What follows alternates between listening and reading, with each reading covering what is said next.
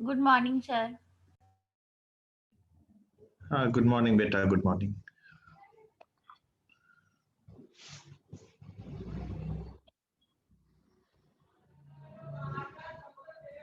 Sir आप आज study पे हैं? जी बेटा, आज कॉलेज नहीं गया हूँ। सर आप अब कब कॉलेज जाएंगे? मैं कल जाऊंगा। सर तो फिर आप एक बार लाजो मैम से पूछे क्या वो कैरी ओवर वाला, क्योंकि सर मेरे अच्छा, कोई पास तो कोई रिस्पॉन्स? रिवर्ट ही नहीं आया अच्छा एकेटीयू ठीक। से।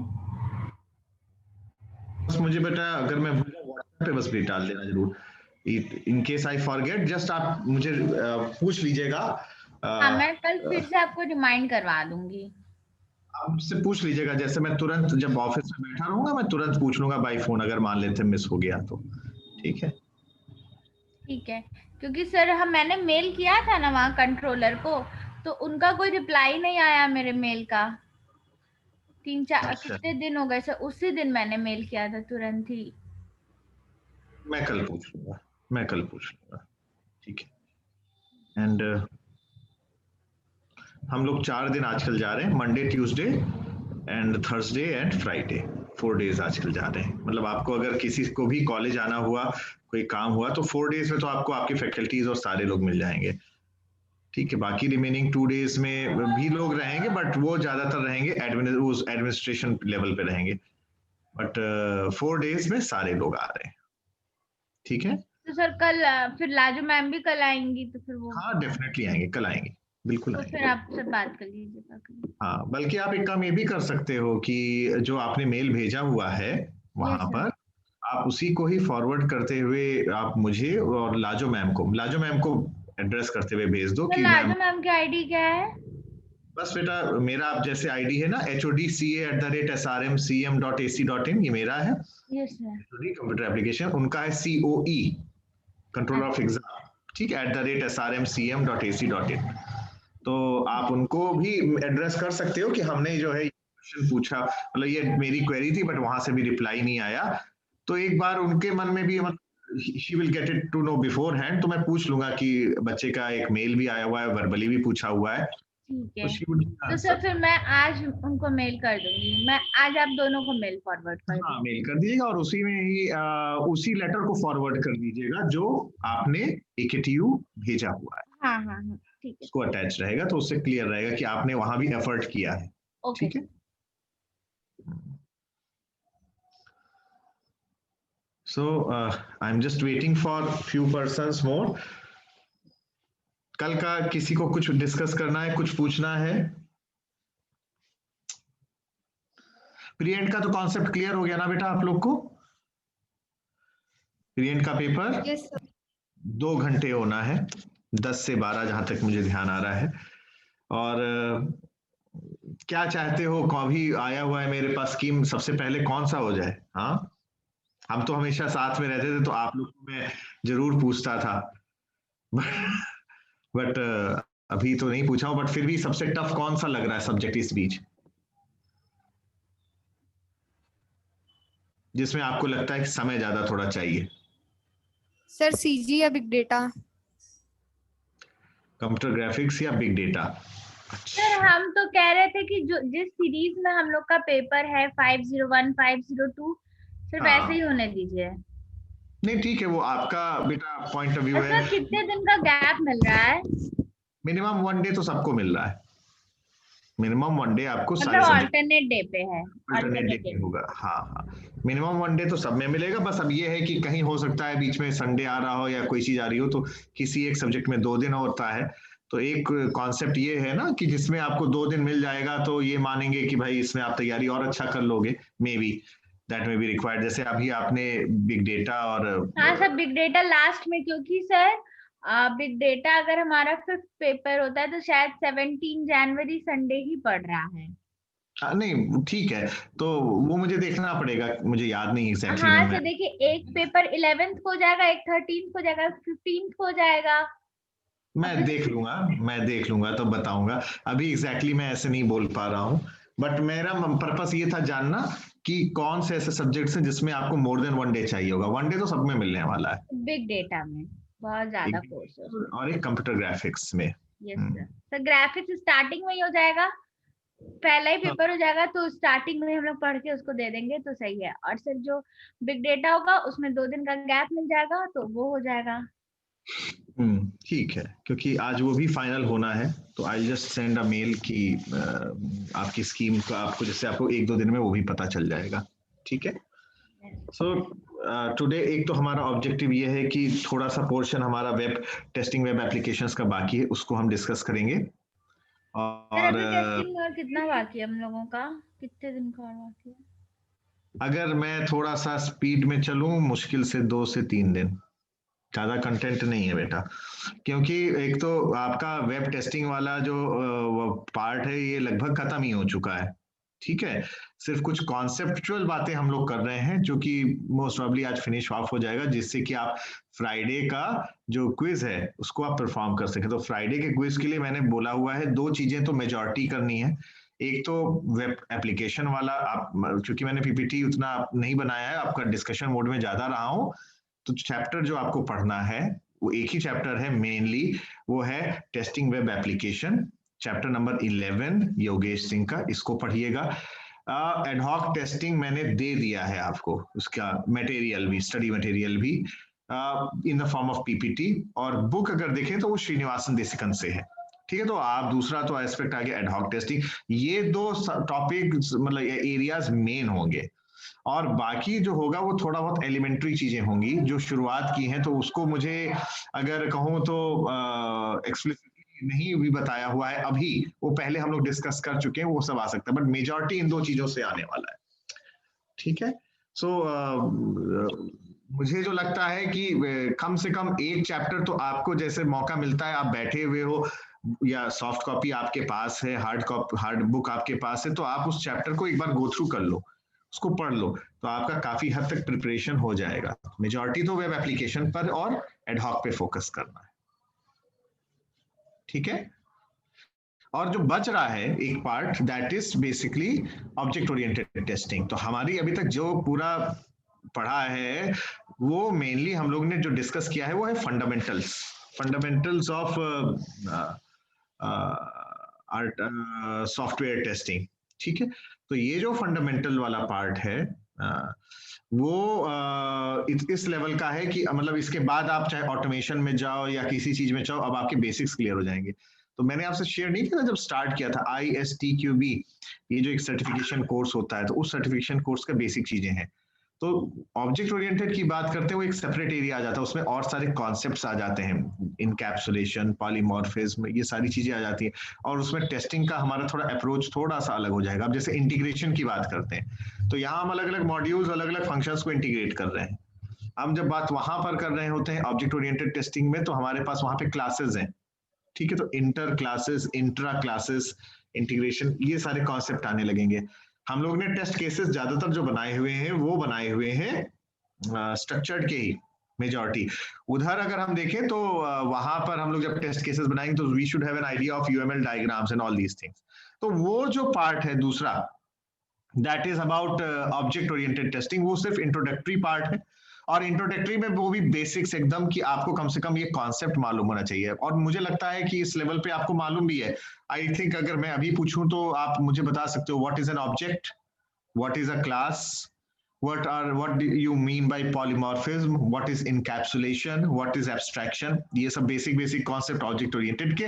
फिर उसके बाद हम बात आ जाएंगे अपने उन 4 लेवल की बात करेंगे, वो भी एक ब्रॉड तरीके से 4 लेवल, जैसे हम लोग ने इधर बात किया हुआ था यूनिट टेस्टिंग के बाद हम लोग इंटीग्रेशन टेस्टिंग, देन आपका आ रहा है सिस्टम टेस्टिंग। हाँ, तो ये जो सारी चीजें हैं ये पार्ट रह जाएगा, तो जो डिस्कशन जाएगा मुश्किल से 1 लेक्चर की बात है वो, या 1.5 लेक्चर की बात होगी। तभी मैं कह रहा हूं कि आपका हार्डली, अगर मैं चाहूं तो नेक्स्ट वीक से ज्यादा मैं खींच ही नहीं हो पाऊंगा सिलेबस की बात अगर मैं कर रहा हूं तो नेक्स्ट वीक तो आपका खत्म ही हो जाएगा। तो तभी मैं पूछ रहा हूँ आपका जो ये तो मेरे सब्जेक्ट की बात होगी, बाकी सब्जेक्ट का क्या इशू है, कुछ आप बता सकते हो?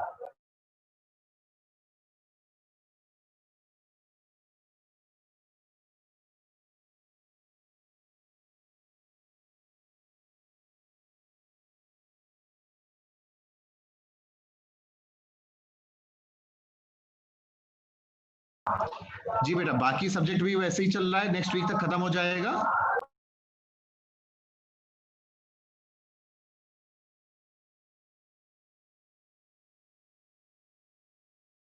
मैं क्या डिस्कनेक्ट हो गया हूँ?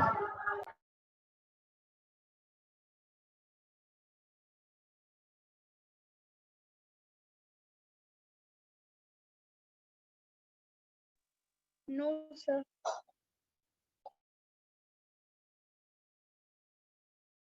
हाँ बेटा बता देना, क्योंकि मैं जो हूँ अभी फिर जाने वाला था देखने के लिए अपना नेट कनेक्शन, कहीं उसमें तो प्रॉब्लम नहीं आ गई। तो ये ओवरऑल सिचुएशन है। तो मुझे तो लगता है कि ज्यादातर जितने भी सब्जेक्ट्स हैं वो नेक्स्ट वीक तक खत्म हो जाएंगे सभी। आपको प्रिपरेशन लीव चाहिए फिर?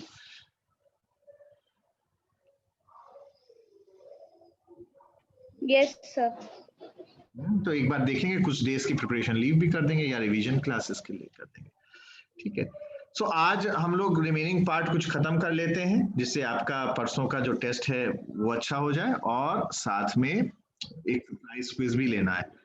तो टोटल मिला के हर सब्जेक्ट में 15 सरप्राइज क्विजेस हो रहे हैं। ये 12th सरप्राइज क्विज आज होने वाला है। तो मेरा जो एक ऑब्जेक्टिव और होगा अगले कुछ दिनों में, वो 3 सरप्राइज क्विज भी लिए जाएंगे।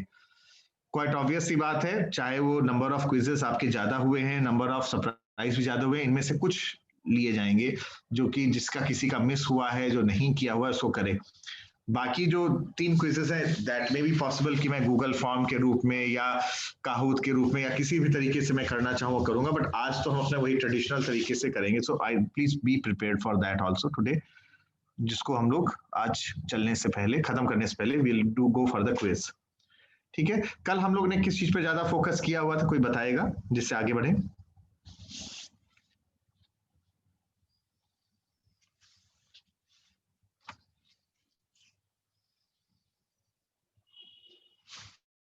I think I should call out names and I'll ask every one of you to just open your cameras then.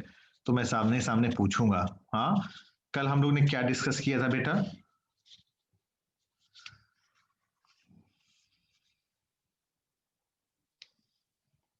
Mitali, Pushkar, आकाश, श्रेया, ऐश्वर्य। चलो बाकी लोग तो आए थे। Yes sir. हाँ बेटा कुछ बता दो भाई, हम भूल जाते हैं, गजनी की तरह मैं भी भूल जाता हूँ। कहाँ तक हम लोग कल डिस्कस किए थे?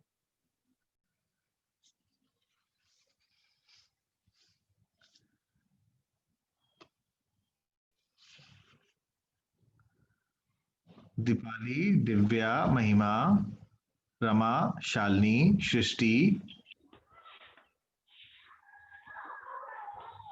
सर टेस्टिंग सिक्योरिटी बता रहे थे आप। हाँ ठीक बात है, तो हम टेस्टिंग सिक्योरिटी के रिस्पेक्ट में बात कर रहे थे। ठीक है। तो हम लोग कल तमाम एस्पेक्ट को लेकर डिस्कशन किए हुए थे, जिसमें एक सिक्योरिटी वाला एस्पेक्ट था और उसके हम लोग कुछ एट्रीब्यूट्स के पॉइंट ऑफ व्यू से डिस्कस किए थे और उसके सिक्योरिटी एस्पेक्ट से बात किए थे। इसके अलावा जो हम लोगों ने बातचीत किया हुआ था, सिक्योरिटी टेस्टिंग की एक चेकलिस्ट देखी थी, जिसमें ऑथेंटिकेशन के बारे में बात हुई थी, उसका एक्सेस कंट्रोल और प्राइवेसी को कैसे मेंटेन करना है, उनको लेकर क्या क्या हमें कैसे क्या क्या क्वेश्चंस आ सकते हैं जिनको टेस्ट करना है। फायरवॉल टेस्टिंग के बारे में बात हुई थी। ब्राउजर टेस्टिंग का कॉन्सेप्ट हम लोग ने डिस्कस किया था, और वहां ब्राउजर कंपैटिबिलिटी मैट्रिक्स, जैसे अलग अलग मशीन्स होती हैं, अलग अलग ब्राउजर्स होते हैं, इन सब चीजों को कैसे हम लोग किन किन बेसिस पर हम लोग चेक करें, इन कॉन्सेप्चुअल बेसिस पे बात किया हुआ था। तो मैट्रिक्स में हमें ध्यान आ रहा होगा कि मैट्रिक्स में एक साइड में प्लेटफॉर्म, ऑपरेटिंग सिस्टम, चीजें, तमाम चीजें थी, और साथ में फिर ब्राउजर्स दिए हुए थे, और ये देख रहे थे किस पर क्या ऑपरेट हो रहा है, ये चेक किया जा रहा है, इंश्योर किया जा रहा है। हाँ, अपार्ट फ्रॉम दैट हमने जो प्राइमरी रिक्वायरमेंट ऑफ सिक्योरिटी को बारे में बात किया हुआ था, वो प्राइमरी रिक्वायरमेंट ऑफ सिक्योरिटी क्या क्या थे?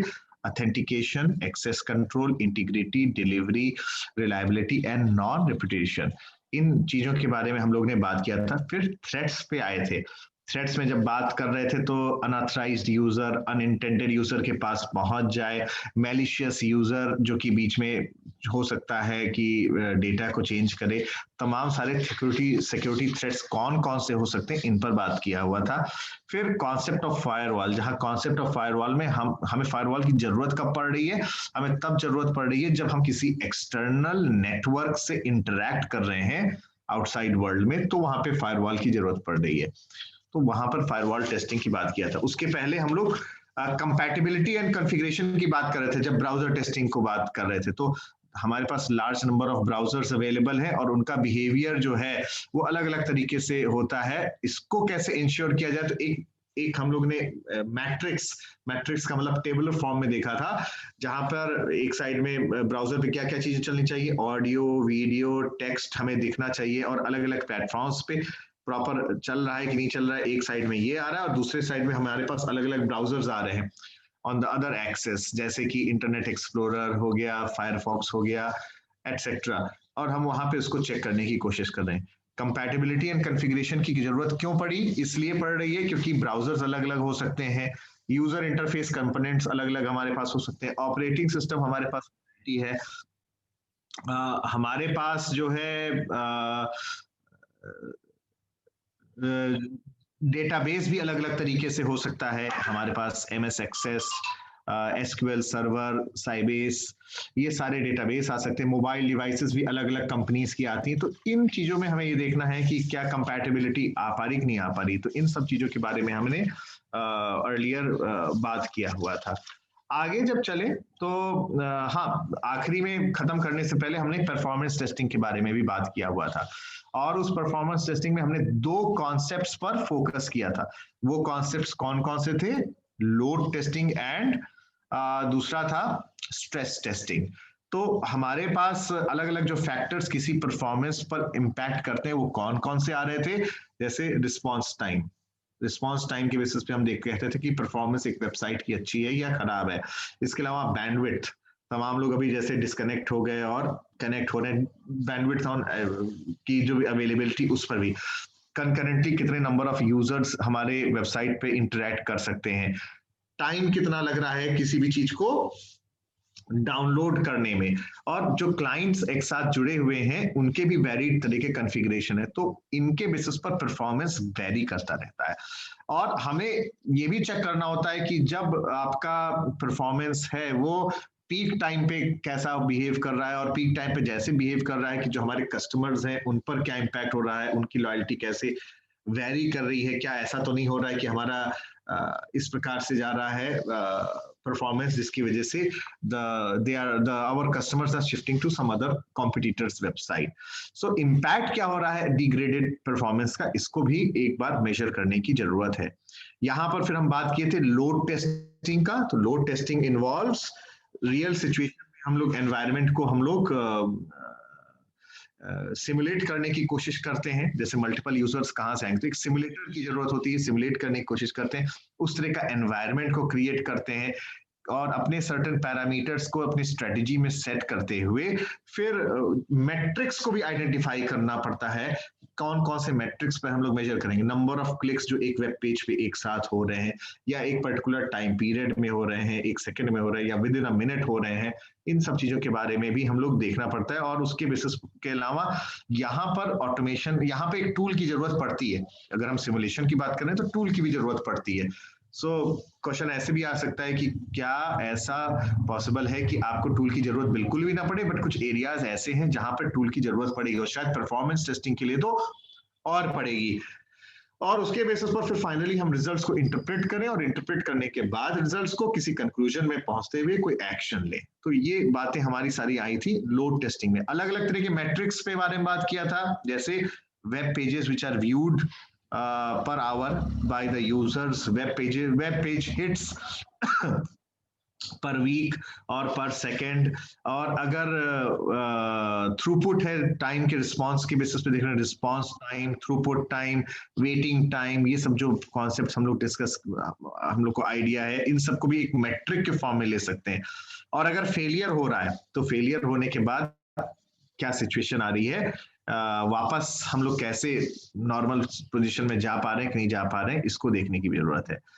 फिर हम लोग ने लोड के बाद बात किया हुआ था स्ट्रेस के में। तो लोड में तो जो हमने तय किया हुआ है वहां तक, और उससे ज्यादा हम एक्सटेंड करते हैं तो हम यानी कि हम स्ट्रेस डालने की हम लोग कोशिश कर रहे हैं। तो यहाँ पर हम एक वेब एप्लीकेशन पे जो मैक्सिमम लोड है उससे भी थोड़ा एक्सीड करने की कोशिश करते हैं, चाहे वो नंबर ऑफ यूजर्स के पॉइंट ऑफ व्यू से हो, चाहे वो टाइम पीरियड के पॉइंट ऑफ व्यू से हो, यानी कि आवर्स लॉन्गर पीरियड की बात हो रही हो, तो अगर मैं स्ट्रेस डाल रहा हूं तो परफॉर्मेंस कैसे डिग्रेड कर रहा है या क्या सिचुएशन आ रही है। कि नॉर्मली एक वेब एप्लीकेशन ये होना चाहिए कि लोड जितना डिफाइन किया उतना तो करेगा ही करेगा, बट फिर भी अपनी तैयारी होनी चाहिए, थोड़े से कुछ उससे एक्सीड अगर कर जाती है चीजें तो भी परफॉर्मेंस हैम्पर नहीं करना चाहिए। तो ये स्ट्रेस टेस्टिंग, क्योंकि लोड और स्ट्रेस दो डिफरेंट चीजें हैं, ये ध्यान में रखना। क्लियर? यहां तक क्लियर है सबको? हम लोग आगे बढ़े इसके बाद। Yes sir. ठीक है, तो जब हमने कुछ टूल्स के बारे में भी बात किया हुआ था, कौन कौन से टूल्स हैं। I had just given you the names regarding the tools. इसके बाद जो एक इंपॉर्टेंट कॉन्सेप्ट आता है वो आता है डेटाबेस को लेकर। तो डेटाबेस को लेकर वैसे हमने बात किया हुआ है, बट ये सारे कॉन्सेप्ट आपने जब डीबीएमएस में डिस्कस किए होंगे फिरोज सर के साथ, तो वो सारे इंपॉर्टेंट इश्यूज उनको वैलिडेट और चेक करने की भी जरूरत है।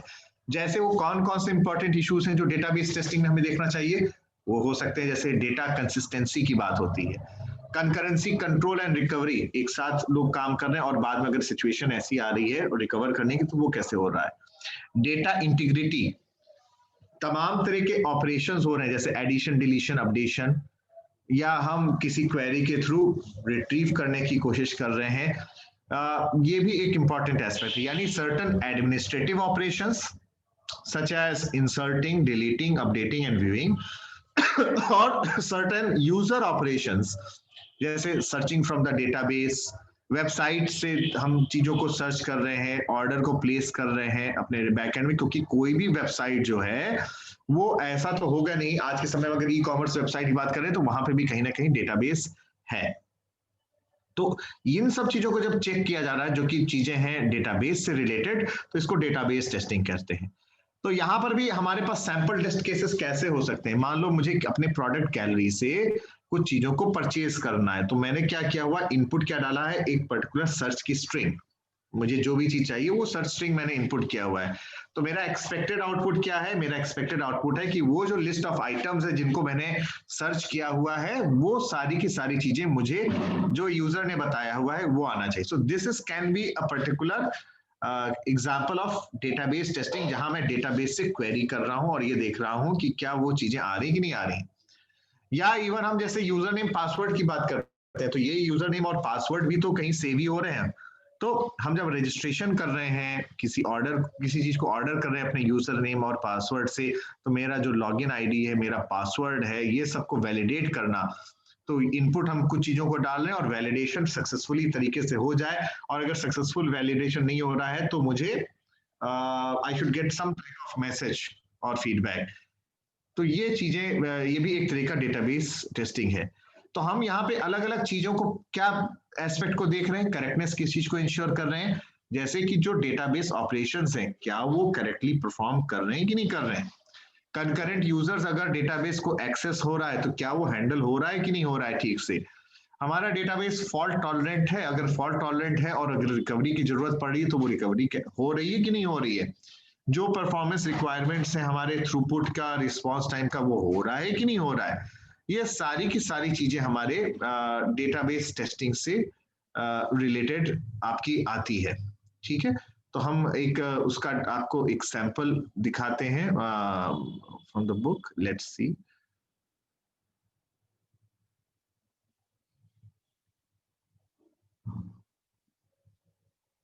ठीक है, सो फॉर एग्जांपल आप जैसे देख रहे हो, you register on the website to place an order, then the inputs would be login ID, password, confirm password, the shipping details, and the expected output is that the information entered is valid, the user information is successfully added into the database. Similarly, हम यहाँ पर किसी चीज को search कर रहे हैं और सर्च करने के बाद हमने इनपुट उस स्ट्रिंग को डाला, तो जो लिस्ट ऑफ आइटम्स है जिनको हम सर्च कर रहे हैं, they should be correctly displayed from the database. So these are certain examples of database test cases.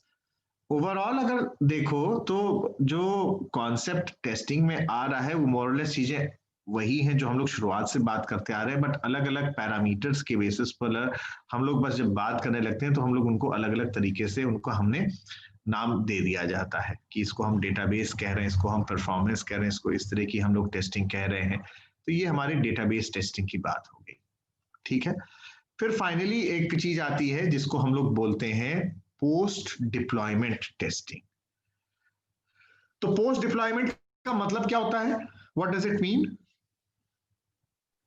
जब यूजर के एंड पे मतलब हमारा सिस्टम वर्क करना स्टार्ट कर दिया है, हाँ, यूजर के एंड से वहां पे काम कर दिया, यानी कि ऐसे इश्यूज को भी हम लोग देखने की कोशिश कर रहे हैं जो शायद बिफोर द डिप्लॉयमेंट वो दे वेयर अनडिटेक्टेड, हम उनको चेक नहीं कर पाए। So despite all the planning, everything which has to be, everything has been carried out, और हमने यूजर को दे दिया है, तो यूजर की भी ओपिनियन फिर भी हमें बहुत इंपॉर्टेंट और मायने रखती है। और आप चाहे in form of survey forms, in form of questionnaires, the user opinion in the form of feedback, that is very much necessary, because कोई भी प्रोडक्ट कितना भी अच्छा हो, अगर यूजर सेटिस्फाई नहीं हो रहा है तो वो प्रोडक्ट फेल हो जाता है। तो उस पॉइंट ऑफ व्यू से हम क्या चाहेंगे कि जो यूजर है, the user should adapt the product which has been given to for use. So उसके अकॉर्डिंगली जो फीडबैक आता है in various forms, may be in the form of reporting certain faults भी आ सकते हैं, या improving in the form of suggestions that GUI को हम ऐसे कर दे तो ज्यादा अच्छा है। चाहे फॉल्ट्स को भी आए, चाहे हम सजेशंस के फॉर्म में भी आए, अगर हम किसी भी तरीके से डिप्लॉयमेंट के बाद हम चीजों को इम्प्रूव करने का तरीके चीजें आती हैं तो हम इसको पोस्ट डिप्लॉयमेंट टेस्टिंग करते हैं। तो यहां सबसे इंपॉर्टेंट कौन है? सबसे इंपॉर्टेंट है यूजर का ओपिनियन, और यूजर के ओपिनियन के पॉइंट ऑफ व्यू से ये बहुत जरूरी है कि हमें वो यूजर का ओपिनियन मिलेगा कैसे, किसी क्वेश्चनियर के थ्रू या हम सर्वे के थ्रू। तो ये क्वेश्चन और सर्वे इंपॉर्टेंट टूल है जिसके थ्रू हमें पता चलता है कि उसको कैसे, उसे कैसे लग रहा है, ठीक है। तो वो क्वेश्चनियर कैसे हो सकता है, I'll just share it with you.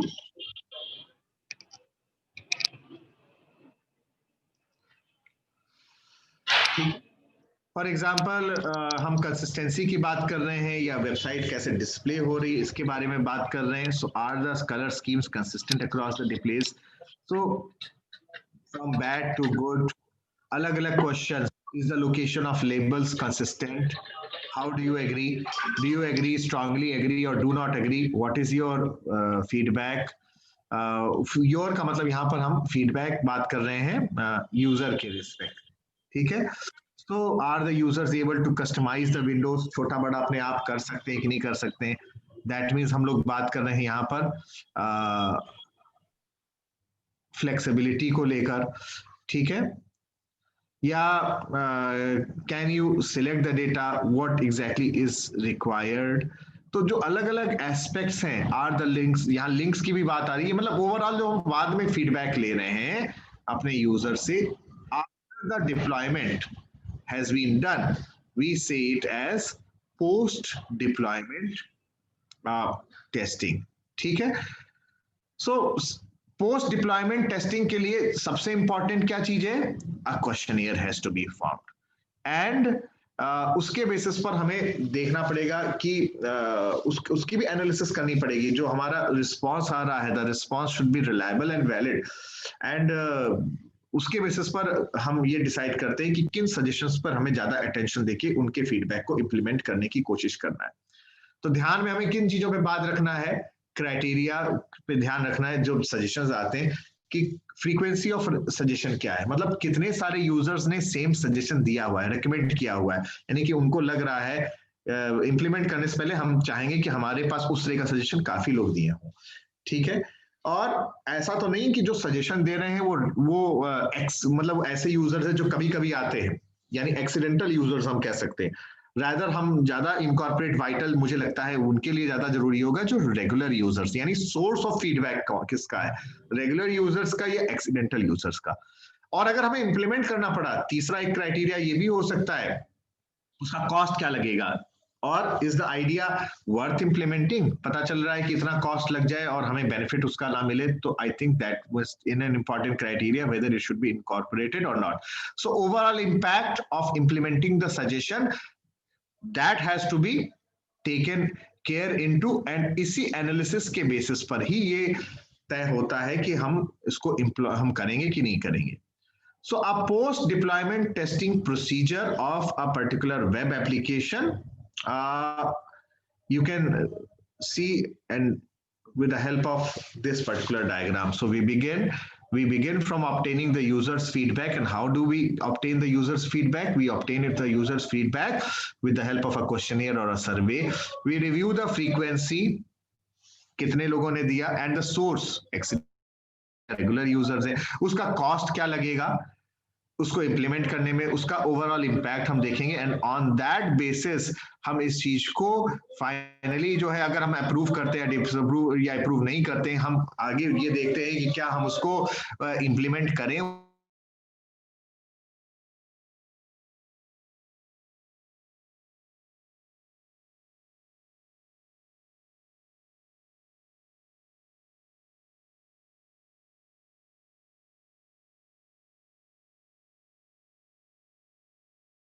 उस चीज को या हम ना करें. सो दिस गिविंग यू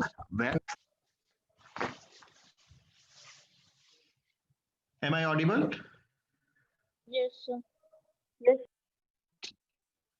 ठीक है. So I think post deployment testing is clear to you.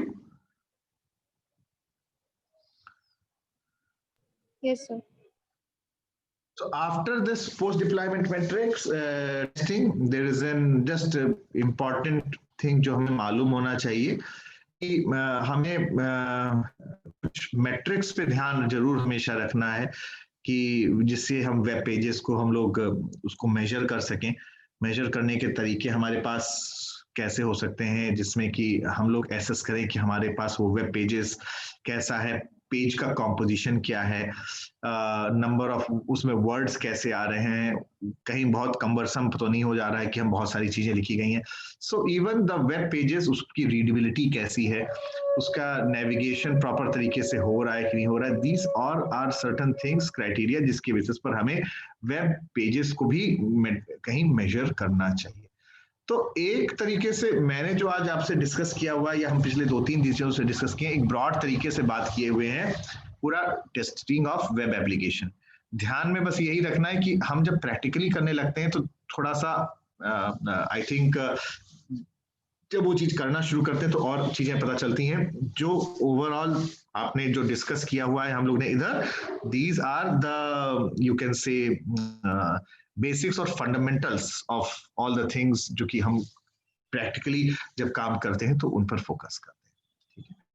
So this finishes the concept of और discussion of testing of web application. एक ही टॉपिक मेरे पास बाकी है जो मुझे अब कवर करना है, that is object oriented testing के बारे में. तो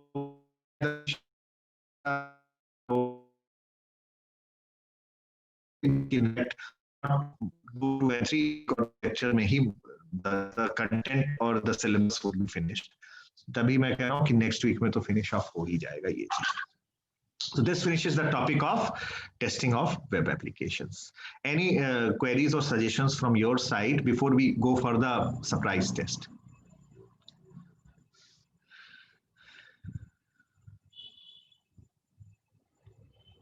So if not, all of you are requested that you may just open your cameras. Google Classroom में आपको assign मैं कर चुका हूँ एक surprise. I'll share the question with on the screen. Just open your cameras, everyone, please.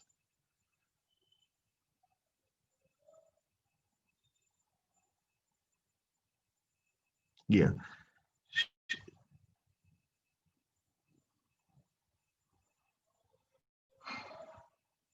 So Manish, आज तुम्हारा दूसरा क्विज भी हो जाएगा, सरप्राइज. और इधर जो है आप लगातार रहिएगा कि जैसे मेरे सब्जेक्ट में मैं कहूं और मैं एक हफ्ते की बात कर रहा हूं, यानी कि इस दौरान में 3 सरप्राइज और हो जाएंगे टोटल. अगर 50 तो आपका कुछ हद तक जिसमें आप एब्सेंट थे ना, आपका वो कवर भी हो जाएगा कुछ कुछ. ठीक है. सो बहुत छोटे क्वेश्चंस हैं. I think is it visible to everyone?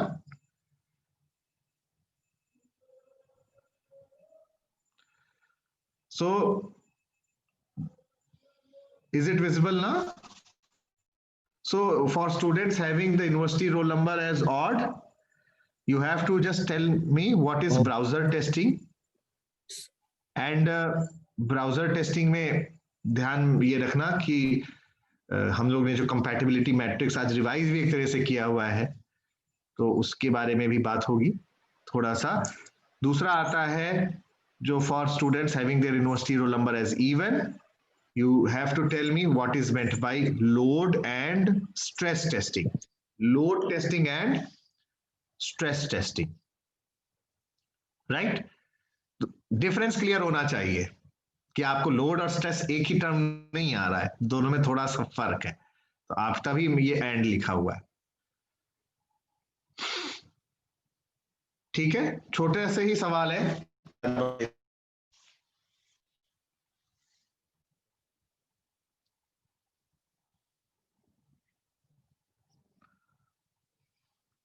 हटा दूं मैं या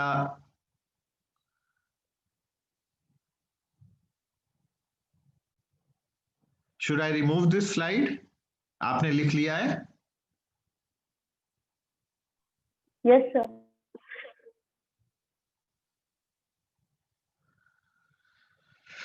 ओके, सो मैं कुछ लोगों को जरूर देखना चाहूंगा, भाई बहुत दिनों से हमारी मुलाकात नहीं हुई है. Shalini, I think you are there.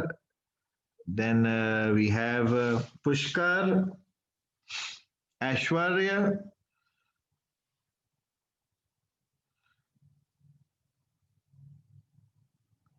Sunidhi, Rama,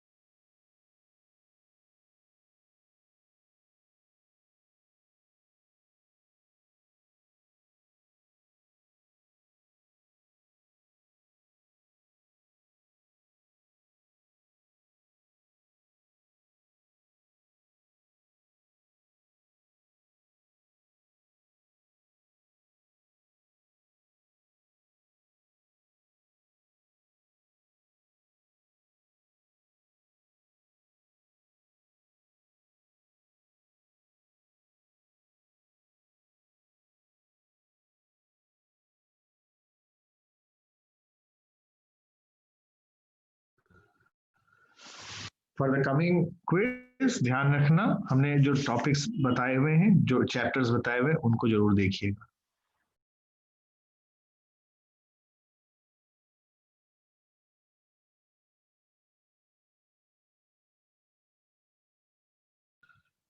Ranjit, I think video on नहीं है. ऐश्वर्य हो कि नहीं हो? Shreya,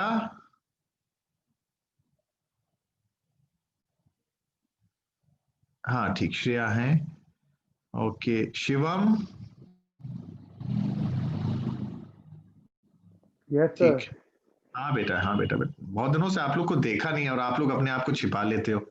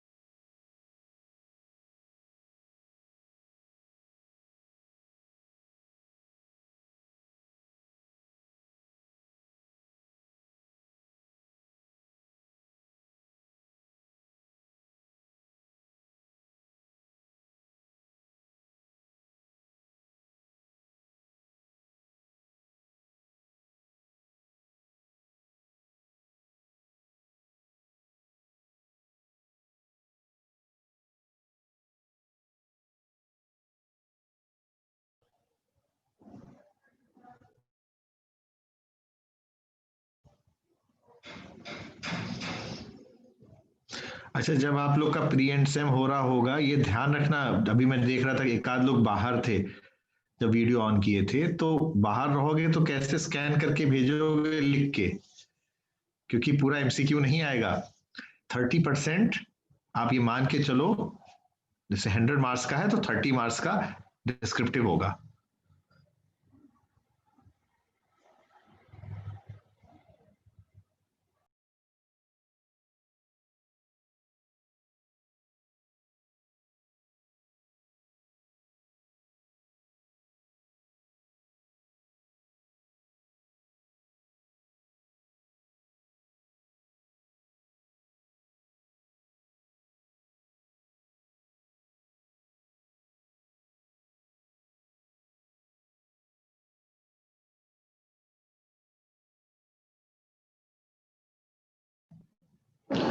okay, so I have seen that कुछ लोगों के आ भी गए मेरे पास response.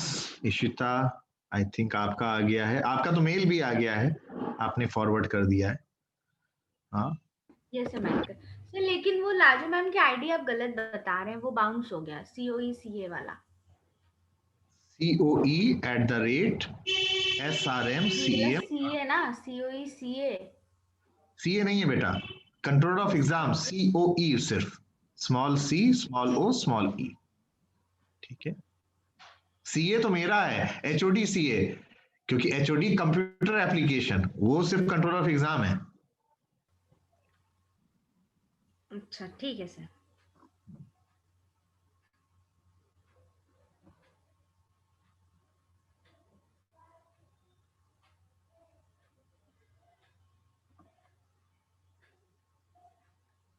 So I think many of you have uploaded it and जिन्होंने नहीं किया है इसको जल्दी से आप लोग कर दें।